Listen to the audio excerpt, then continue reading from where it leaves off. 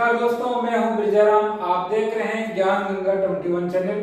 दोस्तों, आज का विषय जो है वो आईपीपी के जो एग्जाम है 26 तारीख को, उसमें जो आईपीपी के जो क्वेश्चन आएंगे उनको कवर करना है। हमें आईपीपी का सिलेबस आज कवर करना है, पूरा का पूरा जो आईपीपी संबंधित और डीओपी संबंधित जो 15 नंबर के जो क्वेश्चन बनेंगे वो आज कवर करने हैं। वो कैसे कवर करेंगे देखते हैं। आईपीपी जीके डीओपी यानी पोस्ट ऑफिस, जो हमारा पोस्ट ऑफिस है उसका वर्तमान में संचार मंत्री कौन है? तो श्रीमान अश्विनी जी वैष्णव संचार मंत्री है। संचार राज्य मंत्री श्री देवू सिंह जी चौहान। आईपीपी 30 जनवरी 2017 को प्रोजेक्ट लॉन्च करती है। जब प्रोजेक्ट लॉन्च करती है तो दो हमारे पास में होती है ब्रांचें आईपीपी की, रांची झारखंड के अंदर और रायपुर छत्तीसगढ़ के अंदर। रायपुर और रांची दो स्थान पे आईपीपी प्रोजेक्ट लॉन्च करती है, वहां अपना व्यापार स्टार्ट करती है। यानी ये जो आईपीपी है अपना बैंकिंग कार्य को वहां प्रारंभ करती है और देखती है, और उसके बाद में 650 शाखा, यानी जब 650 शाखा स्टार्ट करती है तब 1 सितंबर 2018 को श्रीमान नरेंद्र मोदी जी ने इसका उद्घाटन किया था। और आईपीपी की वर्तमान में जो टैगलाइन है वो क्या है? तो टैगलाइन है आपका बैंक आपके द्वार। पूर्व में जो सीईओ थे आईपीपी के सीईओ वो सुरेश सेठी थे। वर्तमान में जो सीईओ है वो जे वेंकट रामू जी हैं। अब हम बात करते हैं आईपीपी के जो प्रोडक्ट है, उत्पाद और सेवाएं, उनमें डीएस अकाउंट यानी डिजिटल सेविंग अकाउंट है, उनके बारे में बात करते हैं। सबसे पहले डिजिटल जो सेविंग अकाउंट है वो खोलने के लिए आपके पास में पैन कार्ड होना चाहिए, आधार कार्ड होना चाहिए। पैन कार्ड, आधार कार्ड सबके पास में है, पर यह खाता खोलने के लिए जो कस्टमर होता है उसकी उम्र 18 वर्ष होनी चाहिए। 18 वर्ष है तभी वो खाता खोल सकता है। पैन कार्ड और आधार कार्ड में दोनों में नाम सेम होना चाहिए, कहीं गलती नहीं हो, तभी ये डिजिटल सेविंग अकाउंट खुलता है। इसकी लिमिट की बात करते हैं तो 1 लाख रुपए इसकी लिमिट है, यानी इसमें 1 लाख रुपए डिजिटल सेविंग अकाउंट के अंदर हम रख सकते हैं। इसमें इंटरेस्ट की बात करते हैं, ब्याज वो 2% लगता है। इसमें जो बैलेंस जो सर्टिफिकेट मिलता है डिजिटल सेविंग अकाउंट में, उसमें चार्ज है 50 रुपए। कितना है? 50 रुपए। जो वर्चुअल डेबिट कार्ड है उसमें हमारा जो वर्चुअल डेबिट कार्ड है उसमें चार्ज है 25 रुपए, और रीइश्यू अगर करवाते हैं कोई कस्टमर तो 0 बैलेंस, यानी कोई पैसा नहीं लगता जब रीइश्यू डेबिट कार्ड करवाते हैं। अब चलते हैं सेविंग अकाउंट की ओर। सेविंग अकाउंट यानी जो बचत खाता है, बचत खाता कौन खोल सकता है? आईपीपी में जो बचत खाता है वो 10 वर्ष का कोई भी व्यक्ति जो भारत में रहता है वो खाता खोल सकता है। 10 वर्ष से ऊपर का कोई भी व्यक्ति ये सेविंग खाता खोल सकता है। इसकी जो लिमिट है end of the day 2 lakh रुपए है। आप अपने खाते में 2 लाख रुपए एंड ऑफ द डे रख सकते हैं। ये अकाउंट पोसा यानी पोस्ट ऑफिस सेविंग बैंक से लिंक हो जाता है। इसमें इंटरेस्ट की बात करें, आप 1 लाख रुपए रखते हैं इसके अंदर तो 2% है। 2 लाख रुपए आप इसके अंदर रखते हैं, 2 रुपए 25 पैसे आपको ब्याज मिलेगा। ब्याज की गणना मंथली है, क्वार्टरली है, 3 महीने से 3 महीने इसमें ब्याज जमा होता है। अब एसएमएस स्मस का जो चार्ज है 10 रुपए प्लस जीएसटी यानी 11 रुपए 83 पैसे इसमें आपके स्मस चार्ज लगता है। और बैलेंस जो सर्टिफिकेट है, आपको बैलेंस सर्टिफिकेट लेना है तो उसके लिए 50 रुपए चार्ज है। आपको जैसे सेविंग खाते में डिपॉजिट करना है, आपको सेविंग खाते में डिपॉजिट करना है और आपको मान लो आप डाकिये के पास में जाते हो, गांव वाले के डाकिये के पास में जाते हो, तब आप सेविंग खाते में 10,000 जमा करा सकते हो और 10,000 निकासी करा सकते हो। यानी आप 10,000 तो जमा करा सकते हैं, 10,000 निकाल सकते हैं सेविंग अकाउंट के अंदर। अब आप एसओ के अंदर जाते हो, एसओ यानी सब पोस्ट ऑफिस के अंदर जाते हो, तो कितना जमा करा सकते हो, कितना निकाल सकते हो। तो 10,000 रुपए तो है आपके बीओ में, और वहां एक दिन के अंदर आप 20,000 रुपए विड्रॉल कर सकते हो। डिपॉजिट की कोई लिमिट नहीं है, आप डिपॉजिट कितना भी करा सकते हो, पर आप निकासी की लिमिट है विड्रॉल की, वो कितने हैं 20,000 रुपए। ये आपने समझा सेविंग अकाउंट और डिजिटल अकाउंट के बीच का अंतर। अब चलते हैं हम करंट अकाउंट। करंट अकाउंट कौन खोल सकता है? जो व्यापारी करंट खाता खोलता है, व्यापारियों के लिए ये करंट खाता है। करंट खाते में कोई ब्याज नहीं होता, यानी 0% ब्याज से ये खाता खुलता है। सेविंग खाता ये 0 बैलेंस से खाता खुलता है, यानी आपको खाता खुलवाने के लिए कोई शुल्क नहीं देना होता और इसमें शुल्क लगता है। आप ये खाता खुलवाने के लिए आपके पास में 1,000 रुपए होना चाहिए, 1,000 रुपए से ये खाता खुलता है करंट खाता। अब करंट खाता आप कैसे मैनेज करेंगे? आप 2 लाख रुपए एंड ऑफ द एक महीने में जो मंथली है, एक दिन के अंदर आप 2 लाख रुपए रख सकते हैं, इससे ज्यादा नहीं। और इंटरेस्ट आपका जो ब्याज दर है वो कुछ नहीं है। बैलेंस सर्टिफिकेट, इसमें बैलेंस सर्टिफिकेट में लेने के लिए 50 रुपए चार्ज है। आपको डीबीटी वर्चुअल कार्ड, जो डीबीटी वर्चुअल कार्ड है वो लेने के लिए 25 रुपए, और रिश्यू करवाना है तो कोई बैलेंस यानी कोई चार्ज नहीं लगता। अब हम बात करते हैं पीएमजेजेबीवाई, प्रधानमंत्री जीवन ज्योति बीमा योजना। प्रधानमंत्री जीवन ज्योति बीमा योजना वो इंडिया पोस्ट पेमेंट बैंक के अंतर्गत भी आती है। उसमें 18 से लेकर 50 वर्ष का कोई भी व्यक्ति ये सुविधा ले सकता है, यानी इस योजना का लाभ उठा सकता है।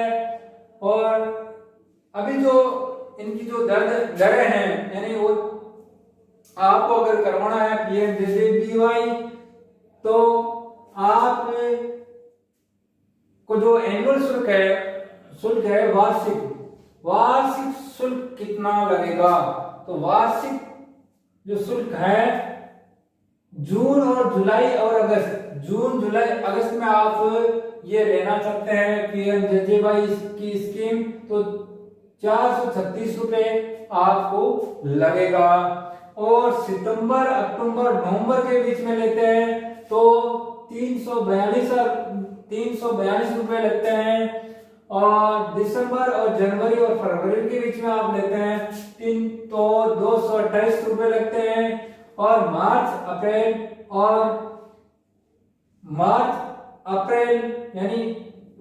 के अंदर लेते हैं आप तो 114 रुपए लगते हैं।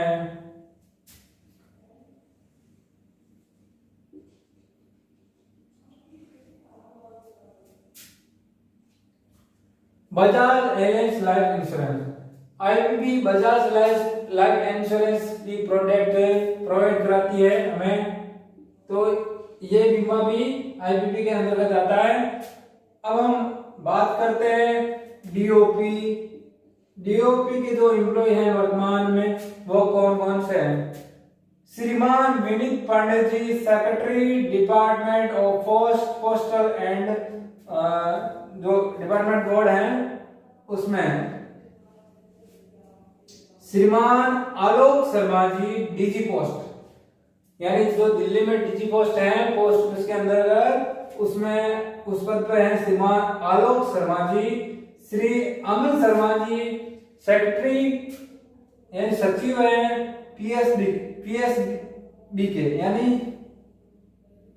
पोस्टल सर्विस बोर्ड के सेक्रेटरी कौन है, तो श्रीमान अमन शर्मा जी है। और डीजी वर्तमान में कौन है, तो आलोक शर्मा जी हैं। और secretary department of communication postal service board की जो के सेक्रेटरी हैं वो है श्रीमान विनीत पांडे जी। तो इसके अंतर्गत हमने ये जाना, जानते हैं और अगले क्वेश्चन की ओर देखते हैं। दोस्तों, वर्तमान में चालू खाता करंट अकाउंट, वर्तमान में करंट खाता जो चालू खाता है वो बंद हो चुका है। कब हुआ था बंद? 1 दिसंबर 2021 से उस पर प्रतिबंध लगा दिया गया। आईपीपी एक डिजिटल सेवा है। इस डिजिटल सेवा के अंतर्गत आपको पता है पेपरलेस जो बैंकिंग है उसमें इस आईपीपी के जो चालू खाता था उसमें एक फॉर्म आता था जो व्यापारी के लिए उसमें सिग्नेचर करवाए जाते थे, व्यापारी सिग्नेचर होता था उसमें, और चेकबुक की भी सुविधा थी। पर वर्तमान में ये सब सुविधाएं बंद कर दी गई है, यानी चालू खाता की जो सुविधा है वो 1 दिसंबर 2021 से प्रतिबंध लगा दिया गया और बंद कर दी गई। तो हमारे आईपीपी जो इंडिया पोस्ट पेमेंट बैंक है उसका टोल फ्री नंबर क्या है, तो हमारा जो टोल फ्री नंबर है 155299 पर कॉल करके किसी भी प्रकार की सेवाओं का आप लाभ ले सकते हैं और पूछ सकते हैं, इंक्वायरी कर सकते हैं उनके बारे में। आईपीपी ने इस बजाज कंपनी के साथ में समझौता किया और अपने व्यापार को बढ़ावा देने के लिए एक बीमा लेकर आई जिसका नाम था बजाज आलियांस बीमा। बजाज आलियांस बीमा के अंतर्गत एक सुविधा है जिसका नाम है पीओएस गोल्ड सुरक्षा। पीओएस गोल्ड सुरक्षा 5 वर्ष 7 वर्ष यानी 5 वर्ष भरो और 5 वर्ष, अगर मान लो कोई ये 5 वर्ष का बीमा ले रहे हैं तो वो 7 साल तक यानी 5 साल तक भरेंगे और 7 साल तक वो मतलब उसकी मैच्योरिटी टाइम 7 साल का होगा और 7 साल से भरेंगे तो 15 साल का भी मैच्योरिटी टाइम है इस पीओएस गोल्ड सुरक्षा के अंतर्गत। तो इसके बारे में तो इतना ही जानते हैं। हम पढ़ते हैं डीएमटी के बारे में। डीएमटी क्या है? DMT domestic money transfer. Domestic money transfer ये वेरी इंपॉर्टेंट क्वेश्चन है। डोमेस्टिक मनी ट्रांसफर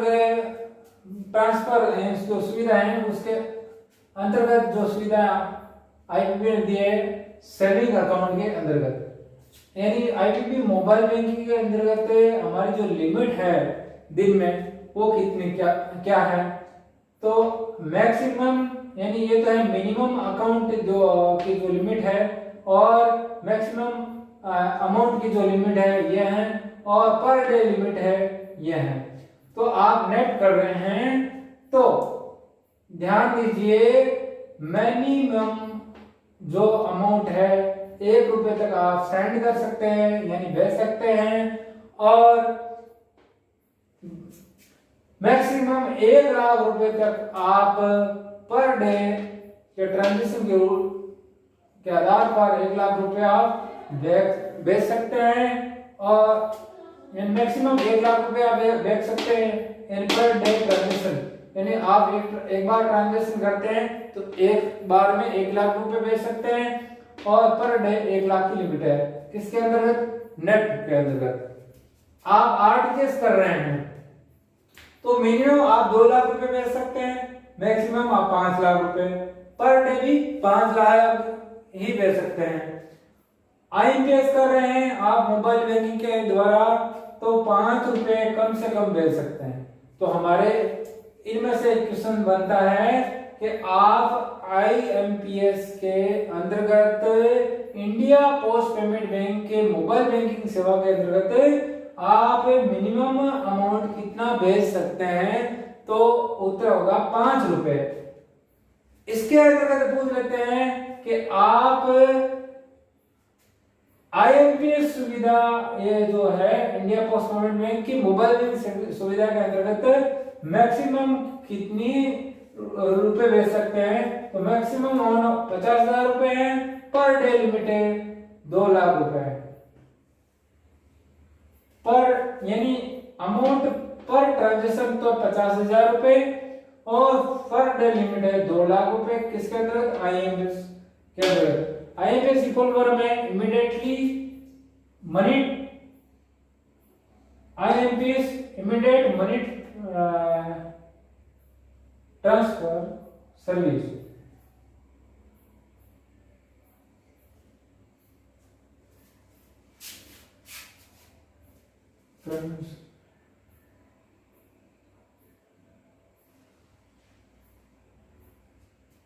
IMPS के अंतर्गत पर डे ट्रांजेक्शन है आपके 2 लाख रुपए लिमिट।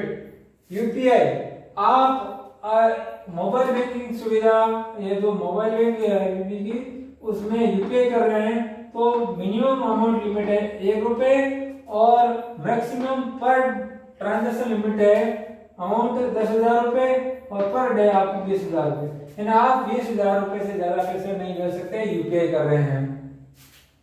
अब देखते हैं सेविंग अकाउंट में, ये भी सेविंग अकाउंट ही है पर ये सेविंग अकाउंट में किसके अंतर्गत है? आप एक्सेस पॉइंट के अंतर्गत, आप एक्सेस पॉइंट के अंतर्गत जब जाते हैं तब उनकी लिमिट क्या है, तो एक्सेस पॉइंट के अंतर्गत लिमिट ये है, आप किसी ग्राम डाकिया के पास में, SO में, HO में जाकर ट्रांजेक्शन करवाते हैं तो कितना करवा सकते हैं। नेट करवा रहे हैं तो 1 रुपए आप कम से कम भेज सकते हैं, ज्यादा से ज्यादा आपको भेजना है पर ट्रांजेक्शन तो कोई लिमिट नहीं है, और पर डे ट्रांजेक्शन भी कोई लिमिट नहीं है। आप RTGS करवा रहे हैं और मिनिमम, यानी मिनिमम अमाउंट है 2 लाख रुपए भेज सकते हैं RTGS के अंतर्गत, और मैक्सिमम अमाउंट की कोई लिमिट नहीं है पर ट्रांजेक्शन, और पर डे भी कोई लिमिट नहीं है। इसके अंतर्गत RTGS के अंतर्गत IMPS करवा रहे हैं आप तो मिनिमम 5 रुपए भेज सकते हैं, 5 रुपए IMPS कर सकते हैं, मिनिमम अमाउंट है। किसके, किस सुविधा के अंदर? तो आप डोर जो आप एक्सेस पॉइंट के अंदर जाएंगे तो मिनिमम अमाउंट 5 रुपए और मैक्सिमम 2 लाख रुपए, और पर डे भी 2 लाख रुपए, पर ट्रांजेक्शन भी 2 लाख रुपए हैं, और 2 लाख रुपए आपका पर डे भी ट्रांजेक्शन 2 लाख रुपए हैं। UPI करवा रहे हैं तो मिनिमम अमाउंट 1 रुपए और मैक्सिमम अमाउंट 10,000 रुपए, पर डे मैक्सिमम अमाउंट आपका 20,000 रुपए है। अब ध्यान दीजिए, लॉक यानी बंद KYC, आप जब KYC यानी IMPS का खाता बंद हो चुका है, आप KYC नहीं किया हुआ है, तो 5,000 रुपए पर ट्रांजेक्शन अमाउंट और 5,000 रुपए भेज सकते हैं, और एक महीने में 25,000 रुपए से ज्यादा आप भेज नहीं सकते हैं। तो ये आज इतना ही। ध्यान दीजिए, मेरे जो वीडियो के नीचे आप उसे